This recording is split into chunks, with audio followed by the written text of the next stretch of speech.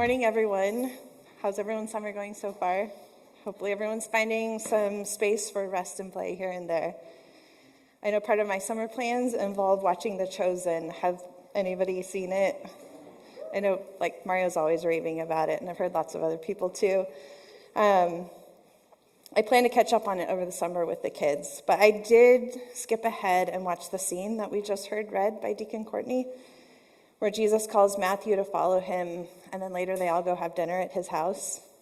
The scene is brilliantly put together. It's a bit chaotic, and there's a variety of social dynamics at play. Everyone's trying to navigate their own beliefs and their own hopes and even their own identity. You've got Matthew, the tax collector, who's hosting the meal. He's made money off of his own people by collecting taxes on behalf of the occupying Romans. So he's pretty much altogether despised by the Jewish community. Peter is there at Matthew's house for dinner, and he's realistically portrayed as grumpy that Matthew has been allowed to join the group. Mary Magdalene is there, as well as some others, and they all converse and joke together in this way that sort of holds the tension of the dignity that they know they have in the company of Jesus, but also the reality of the place that they each hold in society. But then some Pharisees stumble upon them having dinner together, and they're confused. The group gathered at the table just doesn't make sense to them. Jesus, his disciples, and many tax collectors and sinners. So the Pharisees see Jesus at the center of it all. He's their teacher, their leader. And so they ask the disciples why their teacher is eating with this group. But Jesus answers for himself, saying, "Those who are well have no need of a physician, but those who are sick. Go and learn what this means. I desire mercy, not sacrifice, for I have come to call not the righteous, but sinners." When Jesus says, "Go and learn what this means, I desire mercy, not sacrifice," he's quoting the words of the prophet Hosea, which you just heard read for us a minute ago. And we'll come back to the scene with Jesus at Matthew's house, but for now I want to take a minute to explore this passage in Hosea. For me, this passage in Hosea was a tough one to grapple with. There's a lot of Old Testament language here that's honestly just really hard to hold. But if you can stay in the tension of it, I think there's also a goodness that can be easy to miss. Like the other prophets of the Old Testament, Hosea was boldly calling the nation of Israel to return to worshiping God. They had, for a long time, been living in a way in which everyone was sort of doing what was best for themselves in the moment. They would take advantage of the poor, they would neglect their families, and they would pick up whatever bits of religion were around them if they thought it would help them to get ahead. They had a habit of coming back to the religious practices of Israel if they started to think that God was against them and they wanted to get on his good side again. This particular passage begins with God speaking through Hosea. "I will return again to my place until they acknowledge their guilt and seek my face. In their distress, they will beg my favor." Then comes the Israelites' call to each other to repent. "Come, let us return to the Lord, for it is he who has torn, and he will heal us. He has struck down, and he will bind us up. After 2 days, he will revive us. On the third day, he will raise us up, that we may live before him. Let us press on to know the Lord. His appearing is as sure as the dawn. He will come to us like the showers, like the spring rains that water the earth." And following that is again God's response through the words of Hosea. "What shall I do with you, O Ephraim? What shall I do with you, O Judah? Your love is like the morning cloud, like the dew that goes away early. Therefore I have hewn them by the prophets, I have killed them by the words of my mouth, and my judgment goes forth as the light. For I desire steadfast love and not sacrifice, the knowledge of God rather than burnt offerings." There are a few things that stand out to me here. First, did anyone pick up on the messianic prophecy in the words of the Israelites when they said, "After 2 days he will revive us. On the third day he will raise us up"? I don't think they had any idea just how true that would actually be. I also noticed the comparison of each to water. The Israelites are likening God to rain showers that water the earth, while God compares the love of the Israelites to temporary morning dew that will quickly evaporate. Rain showers, dew, one seems a lot more magnificent and grand and just oof than the other, right? And the third thing that I notice is the use of the word light. The Israelites are saying that God's appearance is as sure as the dawn. which is a sort of warm, slow, inviting kind of a thing, at least to morning people anyway. But it comes across as almost docile. Yet God's response to their fickleness is a judgment that goes forth as the light. The Hebrew word for this light, which I'm not even going to try to pronounce, carries with it the meaning of brightness, daylight, sunshine. There's much more intensity to it than simply the dawn. It almost seems to me that the Israelites had put God into a box they had all figured out. There was a certain amount of predictability to God. They could return to him when it was convenient and just get back to their regular rhythms of worship and offering sacrifices and burnt offerings. There was safety in tradition. But God is like, hold up here, people. No, I don't want you to just get back at it. I want your steadfast love. I want you to know me.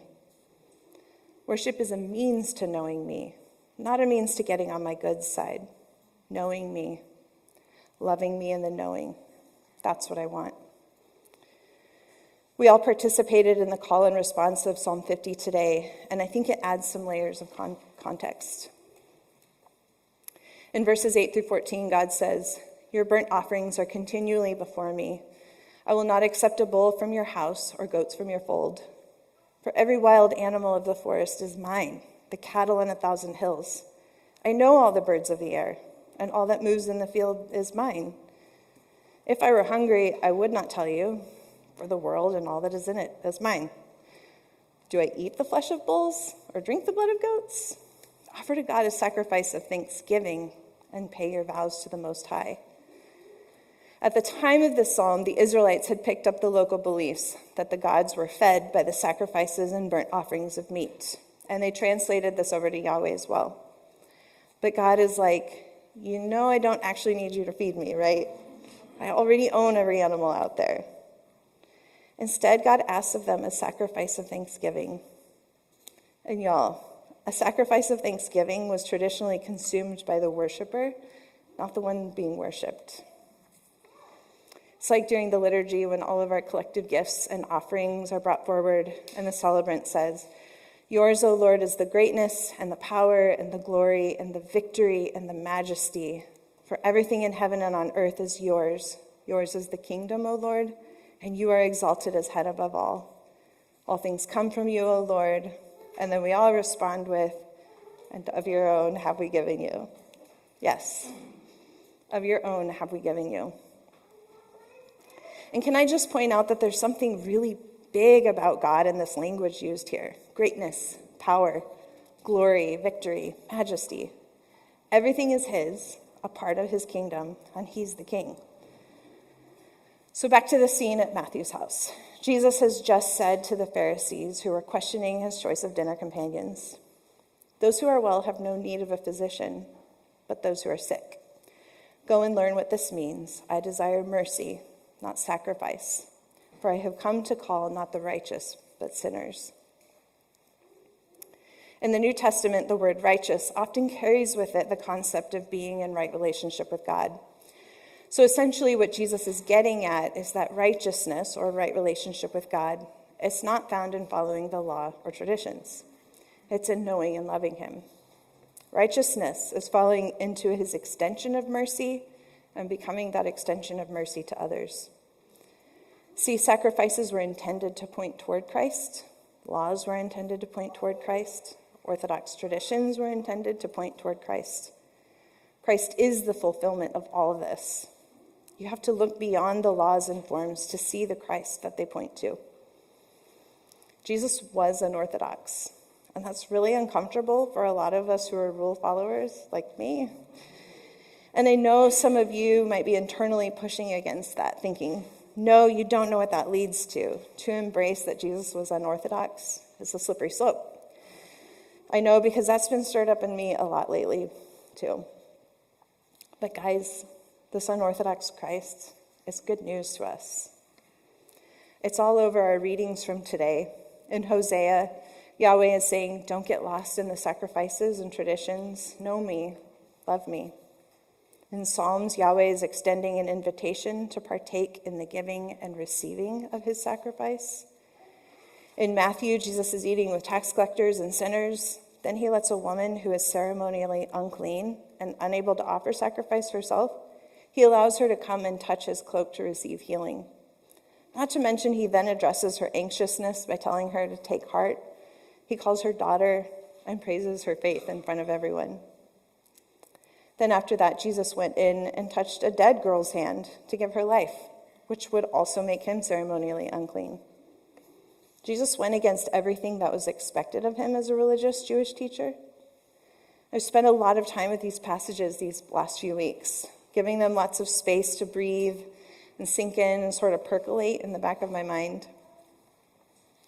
And they keep running parallel with this tension that I think a lot of us are grappling with to various degrees, of on the one hand our profound disappointments with the many ways the church has wounded those on the margins. Sexual minorities, people of color, people with disabilities or mental illness, women. The church has let us all down.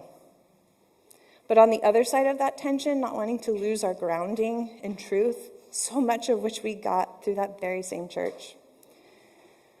Holding on to law and tradition can be one way of maintaining a sense of control amidst instability, but full-on deconstruction can also be a way of maintaining a sense of control amidst hurt, injustice, and negligence.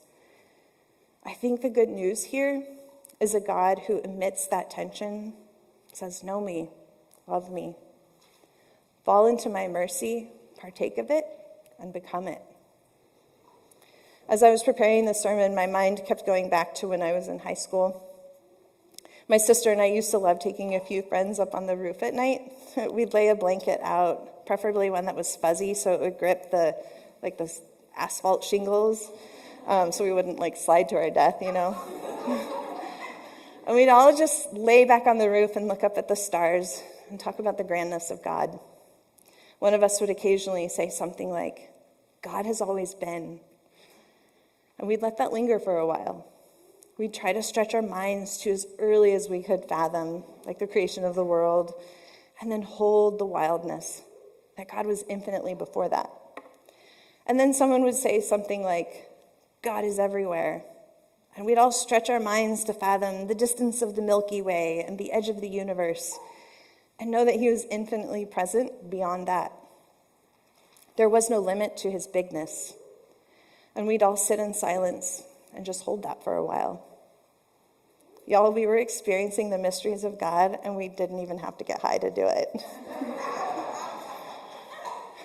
But over these last couple of weeks, this memory, it just keeps popping up for me. It wasn't in our readings for today, but later on, Matthew does quote Jesus as saying, unless you change and become like children, you will never enter the kingdom of heaven. I think somehow the older we get, the more we try to take things into our own hands. It might be through holding on to tradition. It might be through deconstruction. And I'm not saying that either of these is inherently bad, quite the opposite, really. But maybe in the midst of it all, we forgot to see the greatness, the power, the majesty of God. To know him and to love him in the knowing. And make no mistake, this doesn't result in complacency or inaction. This isn't an easy way out of doing anything or acting with conviction.